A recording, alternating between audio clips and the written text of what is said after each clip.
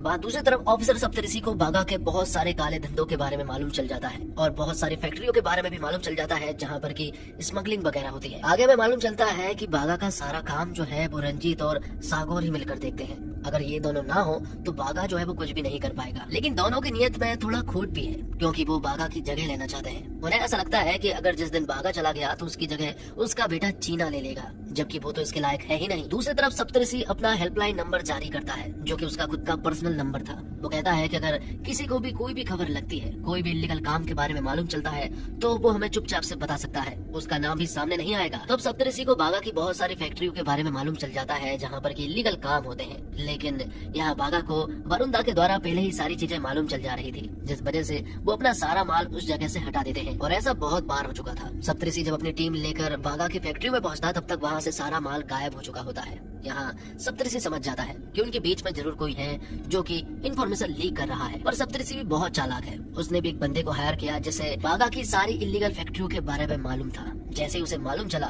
तो इस बार उस इन्फॉर्मर को मालूम नहीं चल पाया और वो लोग उस फैक्ट्री पर अटैक करने के लिए पहुंच गए। जब वो वहां पहुंचे तो यहाँ कुछ पुलिस वालों के द्वारा एक बंदे की मौत हो जाती है और वो बंदा दरअसल में रंजीत दा का दोस्त होता है। ये देखकर रंजीत को बहुत ज्यादा बुरा लगा। रंजीत जो है वो गर्म खून का है, उसे छोटी छोटी बातों का बुरा लग जाता है और वो बदले पर यकीन रखता है। इसलिए उसके दोस्त को जिसने भी मारा है रंजीत उस पुलिस वाले से जरूर बदला लेगा। जब रंजीत को उस पुलिस वाले के बारे में मालूम चला तो वो तुरंत ही उस जगह पर पहुंच गया जब वो पुलिस वाला सब्जी मंडी में मौजूद था। रंजीत ने सभी के सामने उस पुलिस वाले को बुरी तरह से मार डाला था। लेकिन जब ये बात बागा को मालूम चली तो उसने यहाँ पर रंजीत दा को बुरी तरह से चपेट लगाए। उसे बुरा भला कहा कि आखिरकार तुम्हें ये सब कुछ करने की क्या जरूरत है, क्योंकि अब हम बहुत बड़ी प्रॉब्लम में आ सकते हैं। बागा ने यहाँ पर रंजीत दा से बहुत ही ज्यादा उल्टी सीधी बकवास कर दी थी, जो देखकर रंजीत को इतना गुस्सा आ रहा था कि वो तो यहीं पर बागा को मारना चाहता था। लेकिन सागौर ने उसे यहाँ से ले गया और उसे समझाया कि एक छोटे से पुलिस वाले के मर जाने पर इतना बड़ा बखेड़ा खड़ा हो गया।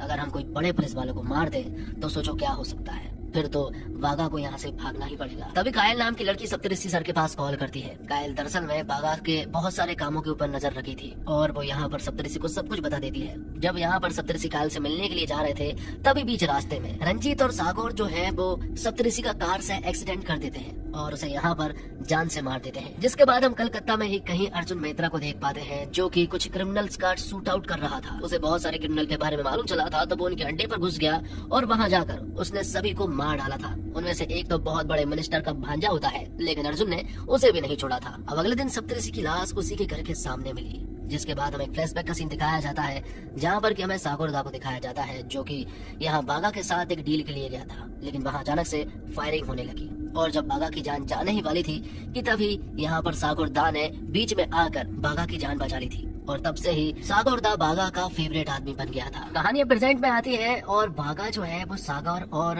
रंजीत दा के पास कॉल करता है। वो उनसे कहता है कि ये काम तुम लोगों का ही है क्योंकि तुम ही सप्तऋषि को मार सकते हो। लेकिन रंजीत दा और सागौर कहते हैं कि सर ये काम हमारा बिल्कुल भी नहीं है, हम ये काम कर ही नहीं सकते हैं। लेकिन ये कोई छोटी मोटी बात नहीं थी, ये एक बहुत बड़ी बात थी। शहर में एक IPS ऑफिसर की मौत हो गई थी जिसका सारा इल्जाम जो है वो बागा के ऊपर आ रहा था। तब बागा अपने सारे लड़कों के पास कॉल करके कह देता है कि उन्हें अंडरग्राउंड होना पड़ेगा। बागा यहाँ वरुण के पास कॉल करता है, वो उन्हें बताता है कि कुछ दिनों के लिए उसे अंडरग्राउंड होना ही पड़ेगा।